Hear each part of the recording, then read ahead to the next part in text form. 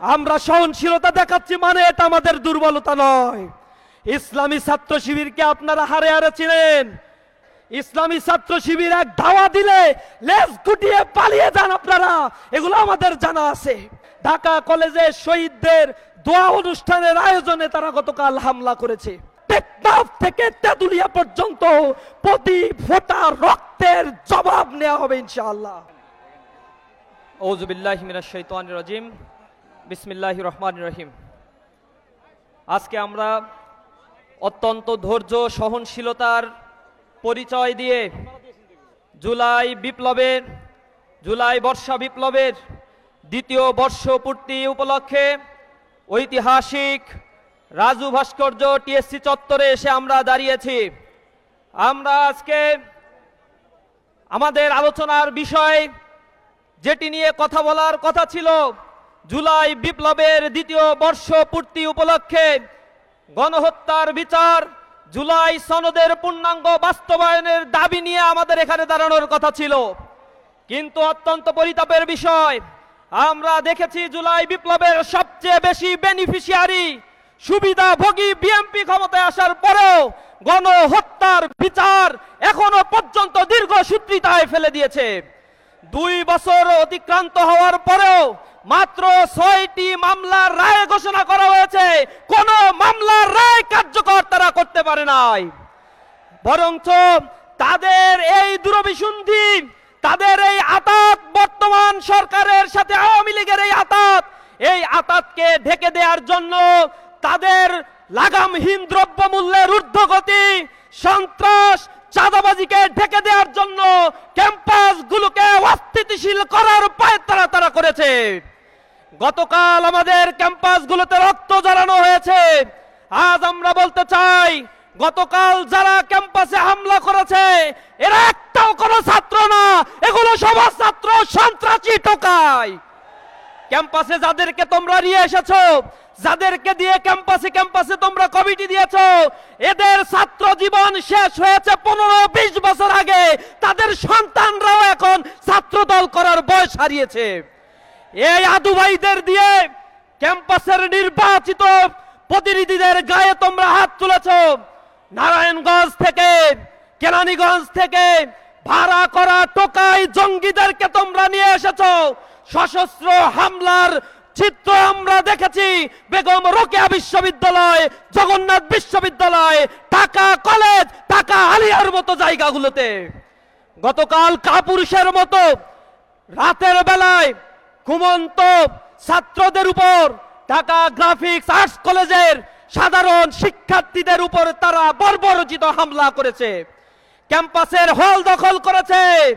তেজগাঁও কলেজের সাকিবকে মাদক কাণ্ডের সাথে জড়িত থাকার কারণে ছাত্র দলের বিরোধিতা করায় সাকিবকে তারা নৃশংসভাবে হত্যা করেছে।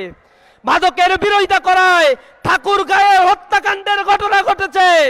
আমরা বলতে চাই, ছাত্র দলের সন্ত্রাসীদের যদি লাগাম না ধরা হয়, বিএনপি তার টোকাই বাহিনীর লাগাম না ধরে, আমরা প্রতিরোধ করে তুললে কোন ক্যাম্পাসে 10 মিনিটও দাঁড়াতে পারবে না। ইসলামী ছাত্র শিবির সহনশীলতার পরিচয় দিচ্ছে। বারবার আমরা বলার চেষ্টা করছি তাদের কেন্দ্রীয় নেতৃবৃন্দকে, আমরা ক্যাম্পাসকে শান্ত রাখতে চাই। পূর্বের সেই ফ্যাসিবাদী বন্দোবস্ত ফিরিয়ে আর আনতে চাই না। অবস্থা দৃষ্টে মনে হচ্ছে তারা ক্যাম্পাসগুলোতে আবার হল দখল, গণরুম, গেস্ট রুম কালচার ফিরিয়ে আনতে চায়। কুমিল্লা বিশ্ববিদ্যালয়ে তারা গণরুম করেছে। তাদের এই গণরুমের প্রতিবাদে কুমিল্লা বিশ্ববিদ্যালয়ের সকল ছাত্র সংগঠন, সাধারণ ছাত্ররা যখন প্রতিবাদ মুখর হয়েছে, এই লাজ গোটানো কাপুরুষরা তখন পালাতে বাধ্য হয়েছে। কিছুক্ষণ আগে আমরা দেখেছি, কিছুদিন আগে ক্যাম্পাসগুলোতে ছাত্ররা যেখানে প্রতিবাদ করেছে, প্রতিবাদে রুখতে না পেরে ছাত্র দলের এমন কোন কর্মী বাহিনী বাংলাদেশের একটা ক্যাম্পাসেও নাই যে রানিং শিক্ষার্থীদের দিয়ে ক্যাম্পাসে তারা আন্দোলন করতে পারে, মিছিল করতে পারে। ঢাকা বিশ্ববিদ্যালয়ে তারা মিছিল করে।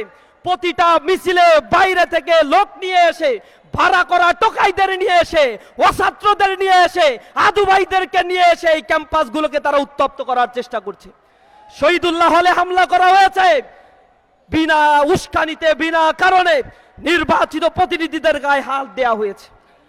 আমরা দেখেছি আলিয়া মাদ্রাসায় সর্বজন স্বীকৃত শ্রদ্ধেয় আলেম সম্মানিত অধ্যক্ষকে তারা রক্তাক্ত করেছে, ক্যাম্পাসের শিক্ষকদের তারা রক্ত জড়িয়েছে।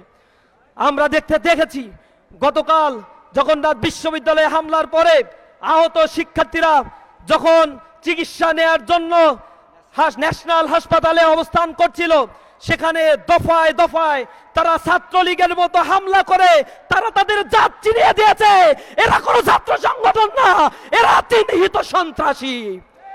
এই সন্ত্রাসীদের লাগাম টেনে ধরার জন্য প্রধানমন্ত্রীকে আমি অনুরোধ জানাচ্ছি, যদি প্রধানমন্ত্রী সন্ত্রাসীদের লাগাম টানতে ব্যর্থ হয়, ইসলামী ছাত্র শিবির ছাত্র জনতাকে সাথে নিয়ে প্রতিটা সন্ত্রাসীর দাঁত উপড়ে ফেলবে ইনশাআল্লাহ। আমরা সহনশীলতা দেখাচ্ছি মানে এটা আমাদের দুর্বলতা নয়। ইসলামী ছাত্র শিবিরকে আপনারা হারে হারে চিনেন। 17 বছর আন্দোলন সংগ্রামে ছাত্র দলের নেতা কর্মীদের চিহ্ন আমরা খুঁজে পাই নাই। ক্যাম্পাসগুলোতে আপনাদের খাতে কোনো ছাত্রদেরকে আমরা দেখতে পাই নাই। কেন্দ্রীয় সভাপতি মিছিল করেছে, তার পিছনে 10টা ছাত্র ছিল না। কি আন্দোলন করেছেন, কত সক্ষমতা আপনাদের আছে তা আমাদের জানা আছে। ইসলামী ছাত্র শিবির এক ধাওয়া দিলে লেজ গুটিয়ে পালিয়ে যান আপনারা, এগুলো আমাদের জানা আছে। ক্যাম্পাসে শুধুমাত্র আমরা সহাবস্থানের জন্য বারবার বলছি, জুলাইয়ের পরে ক্যাম্পাসকে আর উত্তক্ত করতে চাই না, ক্যাম্পাসগুলোতে শিক্ষার্থী বান্ধব পরিবেশ ফিরিয়ে আনতে চাই। কিন্তু আমরা দেখেছি গঠনমূলক কাজের বাইরে গিয়ে জুলাই বিপ্লবকে ধারণ করে ইসলামী ছাত্র শিবির যখন আলোকচিত্র প্রদর্শনী করছে, ঢাকা কলেজে শহীদদের দোয়া অনুষ্ঠানের আয়োজনে তারা গতকাল হামলা করেছে। আলোকচিত্র প্রদর্শনীকে বরবাদ করে দেওয়ার জন্য সন্ত্রাসী ছাত্র দল ছাত্রলীগের সাথে একাকার হয়ে ক্যাম্পাসে সন্ত্রাস ত্রাস সৃষ্টির রাজত্ব তারা করেছে। আমরা সরকারকে বলতে চাই, স্বরাষ্ট্র মন্ত্রণালয়কে বলতে চাই, গতকাল ডিএমপি পুলিশ কমিশনারের সাথে কথা হয়েছে, তিনি আশ্বাস দিয়েছিলেন এই সন্ত্রাস কর্মকাণ্ড তিনি রুখবেন। কিন্তু আমরা দেখেছি সন্ত্রাসীদের হাতে চাপাতি, ক্রিস, কোদাল, ইভেন রিভলভার ছিল। এর পাশে পুলিশ অবস্থান করেছে। ছাত্রলীগকে যেভাবে শেল্টার দিয়েছিল, এই ফ্যাসিবাদের পুলিশ বাহিনী এখন আবার নব্য ফ্যাসিবাদের আশ্রয়দাতায় পরিণত হয়েছে। ওই ফ্যাসিজমের সময় তাদের যে পরিণতি হয়েছে, আপনাদেরও সেই পরিণতির জন্য অপেক্ষা করুন। ইসলামী ছাত্র শিবির আবারও বলছে, প্রতিটি ক্যাম্পাসে সহাবস্থান চলবে। এরপরে যদি কোনো ক্যাম্পাসে রক্ত ঝরে, এর দায়ভার সরকারকে নিতে হবে। জাতীয় রাজনীতি যদি উত্তপ্ত হয়, বাংলাদেশের টেকনাফ থেকে তেঁতুলিয়া পর্যন্ত প্রতি ফোঁটা রক্তের জবাব নেওয়া হবে ইনশাআল্লাহ। আমরা বলতে চাই, ইসলামী ছাত্র শিবিরের একটি কর্মী বেঁচে থাকতে কোন হল, কোন ক্যাম্পাস সন্ত্রাসী চাঁদাবাজিদের দখলে দেয়া হবে না। তারা জগন্নাথ বিশ্ববিদ্যালয়ে হামলা করেছে, এর কারণ হচ্ছে 10,000 কোটি টাকার যে বরাদ্দ হয়েছে জগন্নাথ বিশ্ববিদ্যালয়ে হল করার জন্য, সেই 10,000 কোটি টাকার বরাদ্দ যেন ঠিকাদারি প্রতিষ্ঠানকে দেয়া হয়, যাতে এখান থেকে 10% খাওয়া যায়। বরঞ্চ 10% নয়, এর আগে 1500 কোটি টাকা বাজেট দেওয়া হয়েছিল। জগন্নাথ বিশ্ববিদ্যালয়ের তৎকালীন আওয়ামী লীগের ভিসি পুরো টাকাই খেয়ে ফেলেছিল। এখনো তারা জগন্নাথ বিশ্ববিদ্যালয়ের শিক্ষার্থীদের সেই অধিকারকে লোপাট করতে চায়। এ কারণে সেনাবাহিনীর হাতে তারা কাজ দিতে চায় না। এর প্রতিবাদ করায় গতকাল নারকীয় তাণ্ডব তারা চালিয়েছে। আর এই তাণ্ডবের সাথে রানিং কোনো ছাত্র ছিল না। এই তাণ্ডবের সাথে যারা জড়িত ছিল, আশেপাশ থেকে টোকাইদেরকে ভাড়া করে নিয়ে এসেছে। পার্শ্ববর্তী এমপির ইন্ধনে এই হত্যা হামলা চালানো হয়েছে। পার্শ্ববর্তী বিএনপির সন্ত্রাসী নেতাকর্মীরা এর সাথে জড়িত ছিল। আমরা দেখেছি ঢাকার শীর্ষ সন্ত্রাসী চাঁদাবাজ টোকাই নয়নের নেতৃত্বে এই হামলার কাণ্ডগুলো ঘটেছে। তার মানে আমরা বলতে চাই, এই নয়ন এইখান থেকে ভাগা পাবে, ওই এমপিরা ভাগা পাবে, স্বরাষ্ট্র মন্ত্রণালয় ভাগা পাবে। ছাত্রদের জুলাই পরবর্তী অধিকার নিয়ে চিনিমিনি খেলার জন্য তারা এখন নতুন বন্দোবস্তের ডাক দিয়েছে।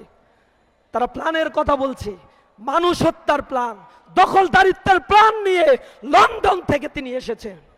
আমরা সজাগ থাকব, প্রতিটা আন্দোলনে ইসলামী ছাত্র শিবিরের জনশক্তিদের সার্বক্ষণিক প্রস্তুতি গ্রহণ করার উদাত্ত আহ্বান জানিয়ে আজকে যারা এখানে উপস্থিত হয়েছেন, প্রিয় সাংবাদিক বন্ধুগণ, ইসলামী ছাত্র শিবিরের সাবেক কেন্দ্রীয় সভাপতিবৃন্দ, ইসলামী ছাত্র শিবিরের বিভিন্ন শাখার নেতৃবৃন্দ, প্রিয় ছাত্র সমাজ, সকলকে আন্তরিক ধন্যবাদ জানিয়ে আমার কথা শেষ করছি। আসসালামু আলাইকুম ওয়া রাহমাতুল্লাহি ওয়া বারাকাতুহু।